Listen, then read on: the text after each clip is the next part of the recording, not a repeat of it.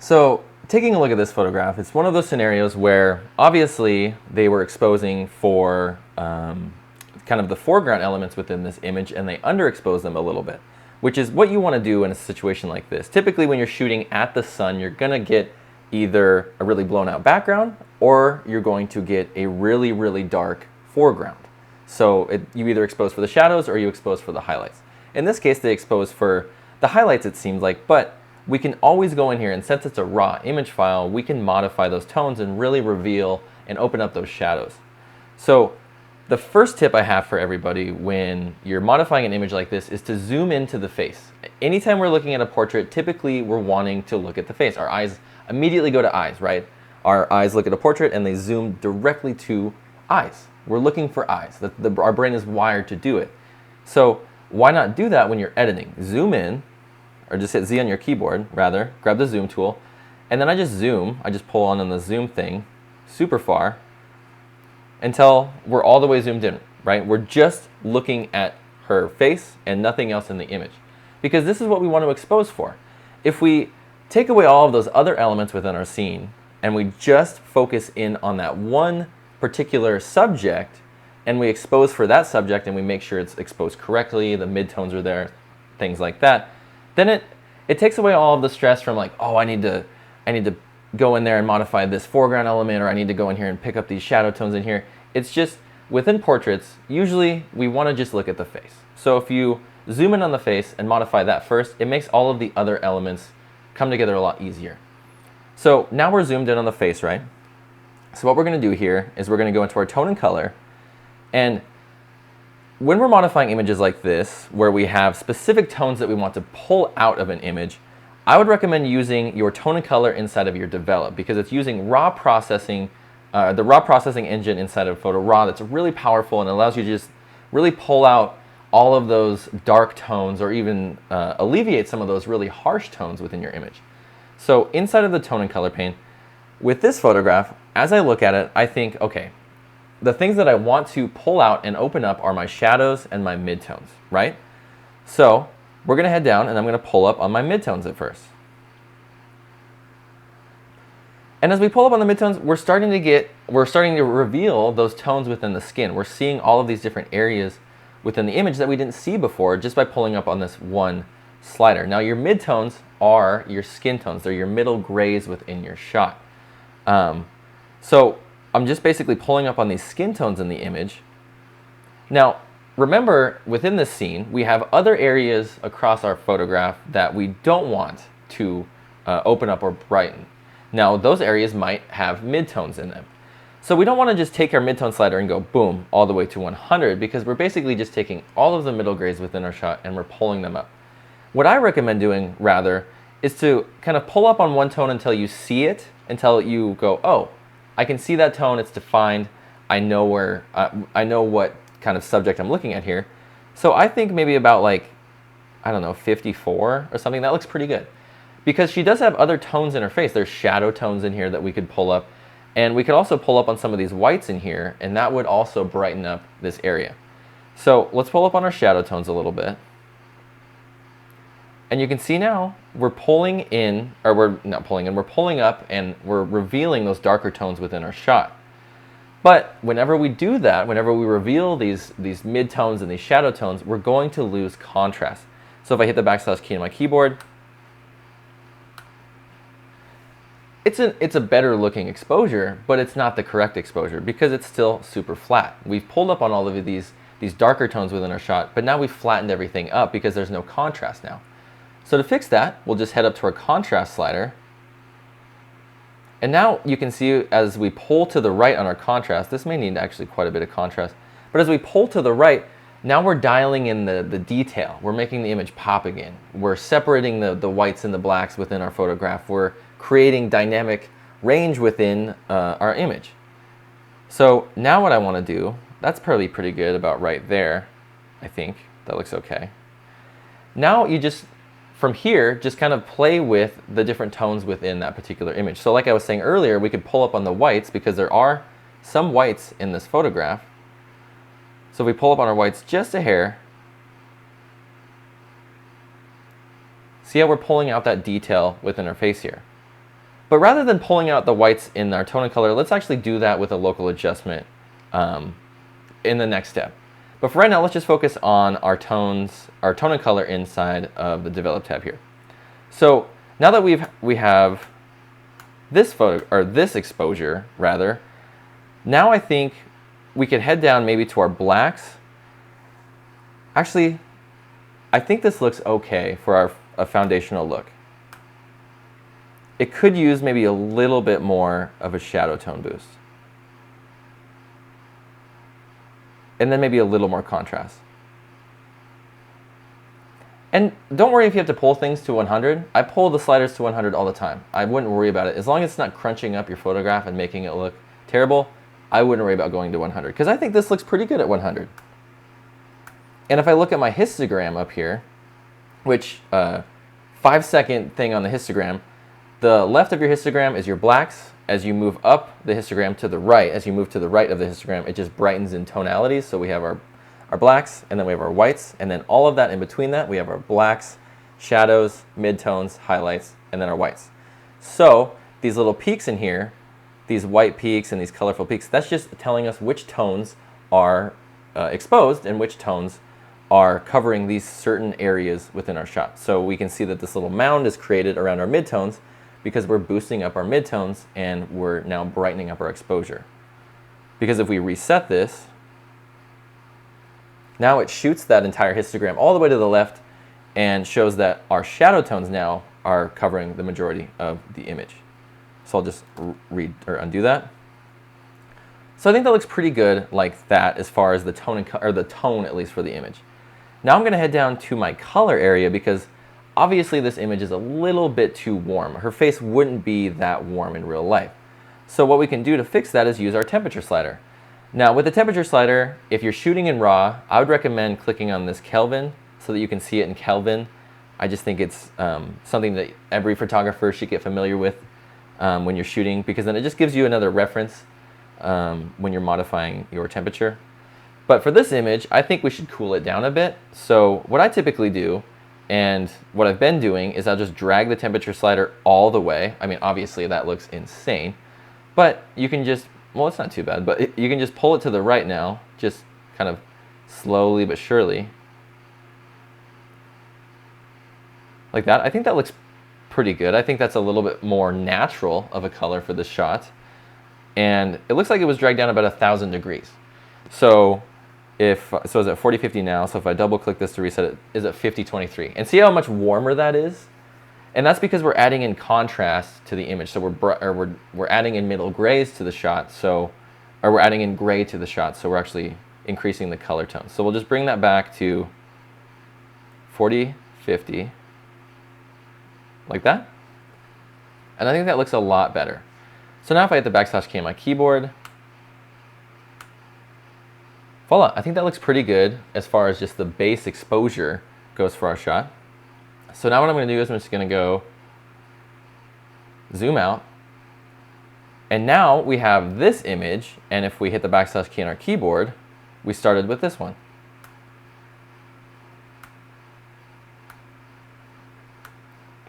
So we've set the foundational look. I think it looks a lot nicer than it did before. It's much more evenly exposed.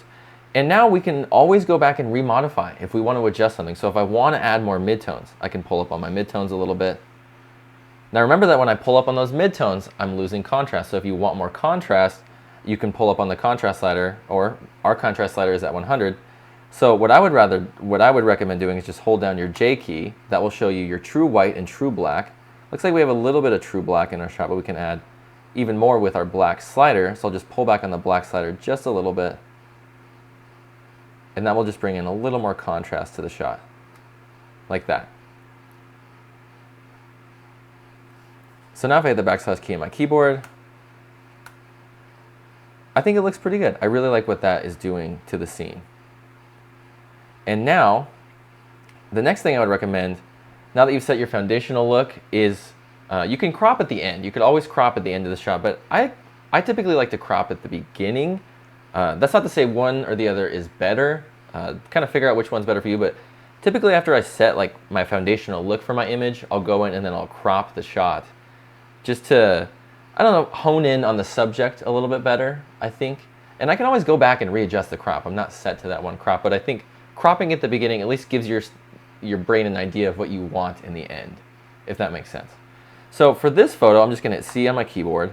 I was playing with it earlier, and it came up with a 4x5. So I'll use a 4x5, but let me explain why. Now, in portraits, a good thing to use when you're cropping, if you're not really sure how you should crop a shot, is to use this rule of thirds layout here. So any of these intersections here, or any of these lines, if you place a subject or an important object in your scene on that line, or like a leading line, if you place a leading line kind of where this point is, or right here, it makes for a more interesting composition within your scene that you're shooting. So with this photograph here, I'm just going to pull this down a little bit until her eyes are on this line, or right underneath this rule of thirds line here. And then her body is right there, and then the line goes kind of over to the left. But I'm going to adjust this so that her eyes are more in the center, and then this line comes to her legs. So I'm just going to drag this point over here, this top corner. I'm going to drag that in. Maybe not so much.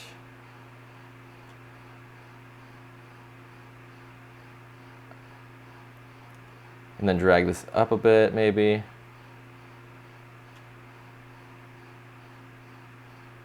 Perfect. So we have her kind of the leg line leading out this way, but it's still right in that area by that point. And then we have her body on that line there. So if I hit enter now, it's just a much more intimate photograph. We've zoomed in on the subject. We can see her face a lot better now, even though it's a pretty bright background. And actually, one thing I didn't explain there with the cropping is, if you have a background element like this wall, for example, I would definitely recommend straightening your vertical lines. Keeping your vertical straight in photography, not always. You don't have to always keep your vertical straight, because there's some types of photography where you wouldn't want to keep them straight, but keeping your verticals at least semi-straight in your photography is going to make for a much more natural looking shot. If you tilt your verticals too much, it can seem wonky. So just something to keep in mind. Our verticals are just these vertical lines. The vertical lines within your shot are called the verticals. So what I'm going to do here is I'm just going to drag, I'm going to move this over. I'm just going to rotate this. Oops. How do I rotate?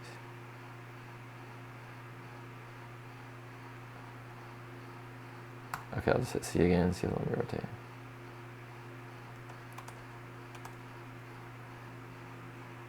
Okay, there we go. So I'm just going to rotate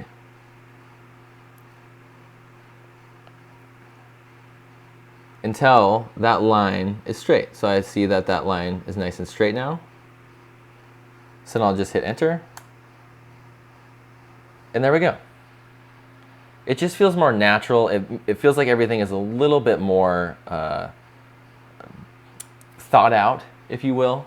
So it just feels more like a professional looking shot when you have kind of your vertical lines a little bit straighter within your image. So now we have this. So we're on the right track. We're doing really well here.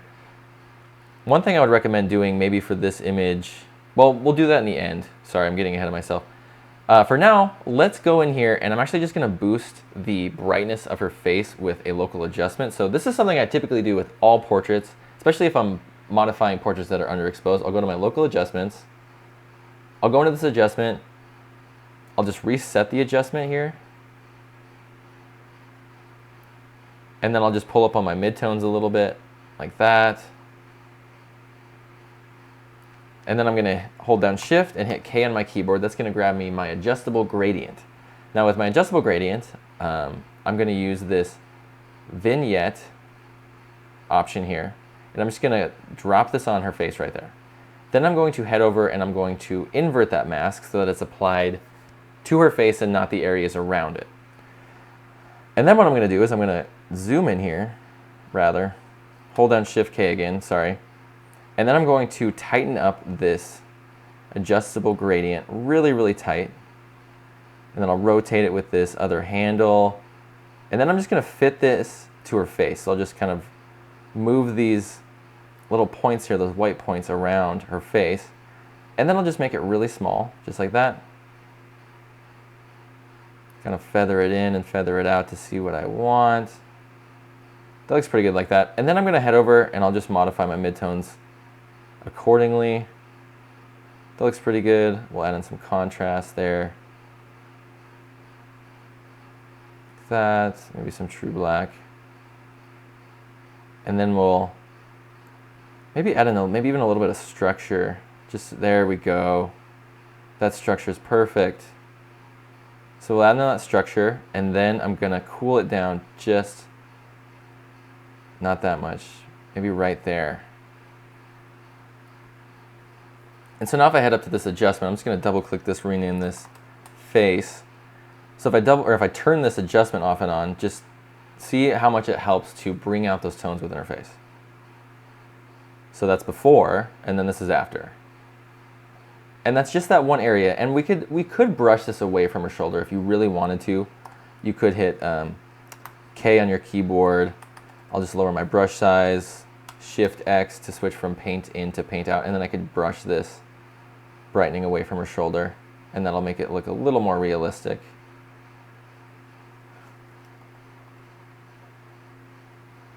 Just like that. Actually, that I don't really like that. Let's undo that. I kind of liked a little bit of that brightness on there. Oops. Okay, boom, we're back in action. So now if I zoom out here, I can pull back on this opacity all the way and then just incrementally kind of get it to where I want it. Maybe about there. That looks pretty good like that. And so now if I hit the backslash key on my keyboard, I think that looks really good for our just the foundational look. The pre-style look of the shot I think is done. Now what we can do is we can head into our effects and we can go crazy with filters. We could do really whatever we wanted to. So I could just add a filter. Maybe let's just add a LUTs filter. Typical Dylan. And then maybe this Branag. I really like how that works with the colors in here. So I'm just going to use the colors rather than using the exposure because it does brighten things up a bit. It kind of modifies the brightness. So I'm just going to use the colors. I'm just going to go into my blending options. I'll go to mode and then I'll head down to color. So now I'm just using the color from that.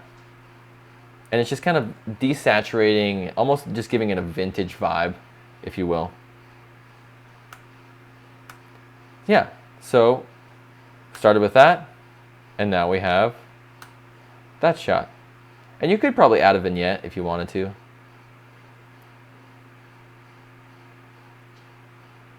Just add a little bit of tone in this area. But I think that looks pretty good. All right, so now we're gonna move on to this photo here. Now this one's similar, but we don't have that really large background. We don't have that really large blown out background in our image. So with this photograph, I'd recommend using the contrast to remove some of the dark areas in your image and reveal some of those shadow tones.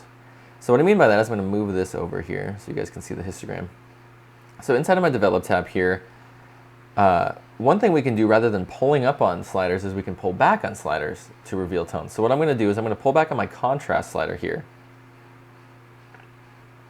And I can probably pull back all the way. I'm just going to pull that all the way back. And now if I just hit the backslash key on my keyboard, it's doing a great job.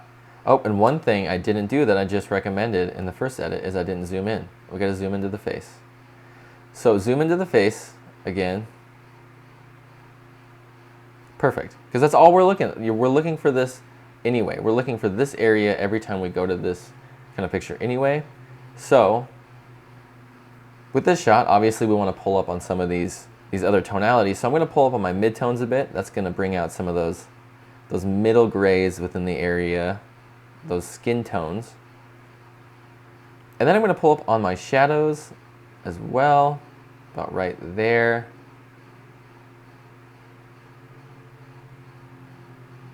And then maybe a little bit of white actually. And the reason you want to pull in white, anytime you're pulling up tones like shadows or blacks, things like that, you want to bring out your whites as well. You want to add in a little bit of white because it brings in that natural contrast. Even if your area is blown out and you have just a huge blown out background of sky, give it a little bit of white. Trust me, even if it looks blown out, it doesn't matter.